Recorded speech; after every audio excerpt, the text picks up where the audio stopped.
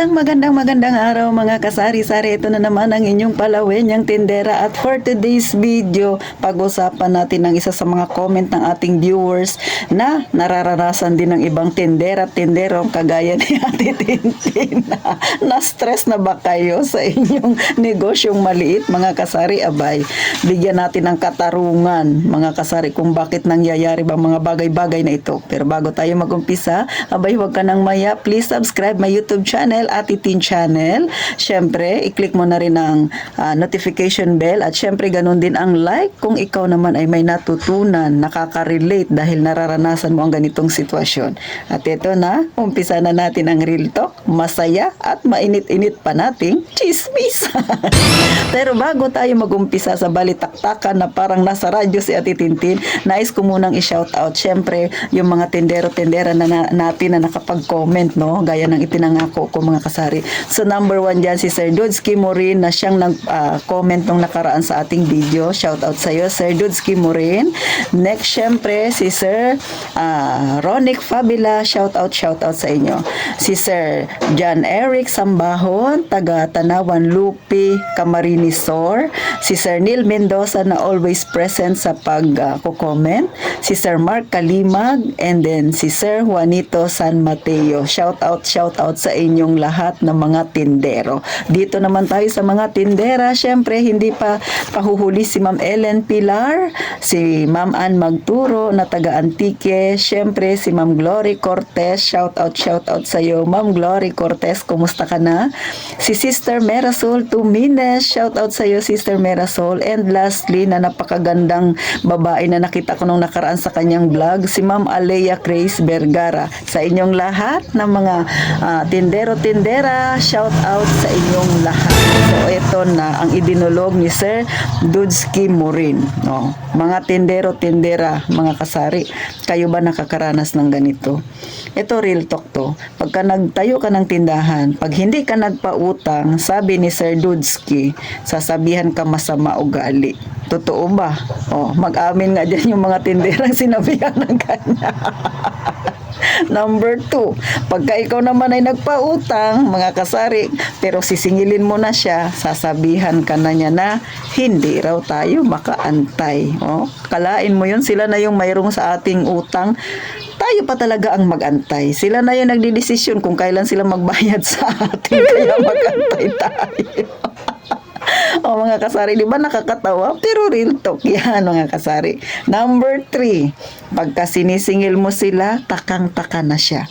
Bakit ang haba ng listahan ko? Bakit parang ang laki ng babayaran ko? Advance siya mag-isip, iniisip niya, dinadagdagan natin yung listahan niya, mga kasari. Ano kayang magandang gawin sa mga ganito, no? Mga kasari. So, alam nyo, mga kasari, hindi talaga maiwasan may mga ganyang customer. Pero syempre, sasabihin natin Tintin kung ano ang dapat gawin sa mga ganyang klaseng customer natin na mahilig naman mangutang. Next, syempre, mga kasari, ang pinakamasaklap at malupit sa lahat, pangmalakasan nila ito. Sa atin uutang, sa ibang tindahan bibili. Sino ang nakaranas na naman ng ganyan, mga kasari? So, ito yung payo ko kay Sir Dudski at sa lahat ng mga nakakaranas nito, no, mga kasari. Una, kung kayo ay baguhan pa lang sa pagtitindahan at wala pang masyadong customer na lumalapit sa tindahan ninyo or kasi simula pa lang, please lang, huwag magpapautang. Huwag nyong subukin. Baka ma-stress kayo. Sa mga nakapagpautang na, hindi na natin mabago yan. Kung nakapagpautang naman na kayo, ay maglagay ng boundary. Pero syempre, hindi naman lahat ng nangungutang sa atin ay balasubas. Meron din talagang mabubuti. Tama naman. So, kung mabubuti yan, ay ipagpatuloy na tulungan sila. Pero maglagay pa rin ng boundary, mga kasari. No? Pero syempre, mas higit lalo doon sa mga palautang na hindi marunong magbayad. Mag-set ka talaga ng boundaries doon, mga kasari. Next, kung gusto mo na siyang patigilin na pautangin dahil nga balasubas talaga, may paraan ba? Abay, meron, mga kasari.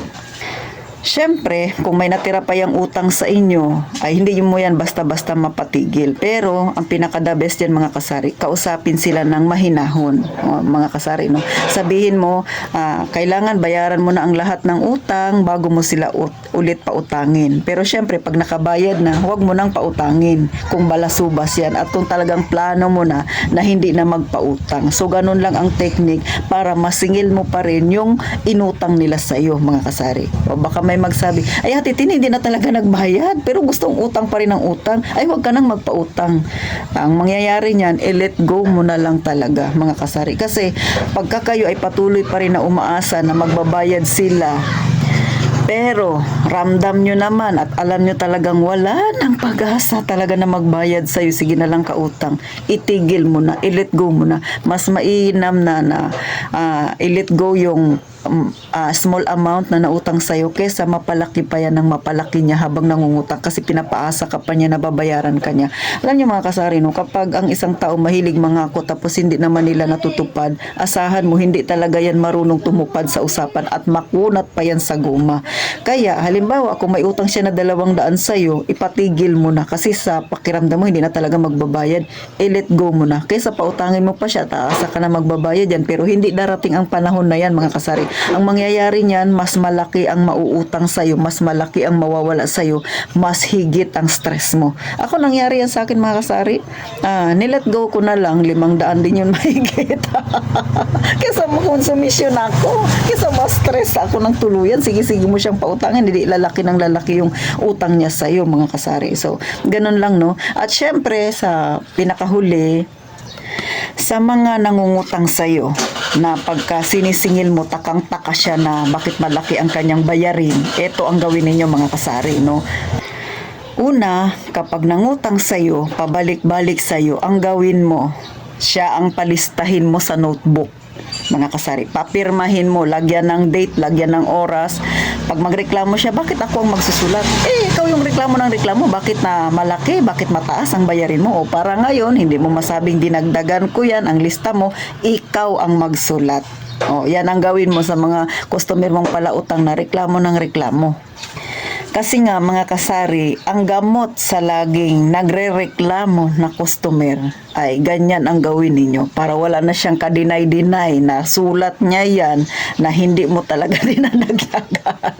Kasi kahit ako, no, sasabihan niya ako na bakit dumami, bakit ang laki, ay bakit ako ba yung nangutang? O, parang kasalanan ko pa na lumaki ang utang niya, siya itong pala utang. So, sa mga may tindahan dyan, mga kasari, kung ganyan ang problema ninyo, ganyang style ang gawin ninyo para ipamukha nyo sa kanila na hindi ka nagdadagdag sa listahan nila, kundi sadyang palautang lang talaga sila. So, ayan ang mga problemang kinakaharap ng mga tindero-tindera. Mga kasari, may natutunan ba kayo? Natawa ba kayo sa Real Talk ni Ate Tintin? Ay totoo yan, hindi ako gagawa-gawa ng kwento. Base yan sa sinabi at na-comment ni Sir Dudski, mga kasari. At syempre, ako ang nagpapatotoo. Tunay talaga yan, nangyayari mga kasari. Kaya kay Sir, huwag ka masyadong magpa-stress, Sir, no? Gawa ninyo ng paraan. Kung kaya ninyo, i-cut ang lahat ng mga nangungutang, tanggalin na. Huwag nang magpapautang, mga kasari. At kung kaya mo na ibaba ng kaunti yung presyo mo, ibaba mo ng kaunti lang. Pero, huwag nang magpapautang. Gaya nga nang sabi niya, yung kapitbahay niya, kabubukas lang ng tindahan, piso lang itinutubo, pero hindi nagpapautang.